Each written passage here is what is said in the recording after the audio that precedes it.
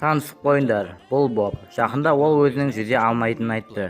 Бірақ біз оған көмектесеміз. Бобты 200 метр тереңдікке түсіріп. Сен дайынсың ба, Боб? Сен білесің, мұхиттың түбінде кім өмір сүретінін. Сонымен Боб теңіздің түбіне саяхатын бастады. Қанша тереңдікке түссе, қысым соншалықты мықты болады. Әр 10 метр сайын бір атмосфераға өсетін. Әлі 5 метр тереңдікте. Содан Бобтың құлағы қысылып бастайды. Ұзағырақ тереңдікте барабанның мембраналары жай ғана жарылып кетуі мүмкін. Егер де Боб тазартуды бастамаса, ол үшін ауыз бен мұрынды қысып және қатты демалу керек. Енді Боб мәселесіз бақандай 30 метр тереңдікке түсе алады.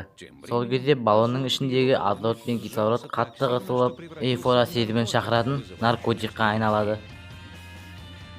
Шынымен 20 метрден кейін оның концентрациясы ессіздікке айналады. Есіңді жи, Боб. Сен өшіп қалған кезінде біз 100 метрға түстік. Бірақ қуануға әлі ерте. Сенің баллоныңдағы ауамен енді тыныс алуға болмайды. 10 атмосфера қысымымен ішіндегі кислород пен ауа адамға қауіпті уға айналады. Бобқа шығудың жалғыз ауаны жинап тереңдеуді жалғастыру. 180 метр тереңдікте судың температурасы -5 градусқа дейін жетеді. Ал жарық сәулесі бұл жерге баруды тоқтатады. Боб, бұл не, фонарик ба? Жоқ, бұл тек теңіз құбыжығы. Сен қатты терең жүрдің. Тек декомпрессияны ұмытпа. Бобтың организмдегі газдар жүрген кезде ұлғая бастайды. Оның өкпесі ішінен жарылуы мүмкін. Сондықтан өте баяу жүзу керек.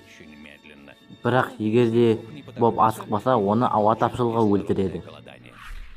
Осы видеоны жүзе алмайтын достарыңа көрсет. Және каналға тіркел. Бобқа жаңа экспериментті өткізбес үшін.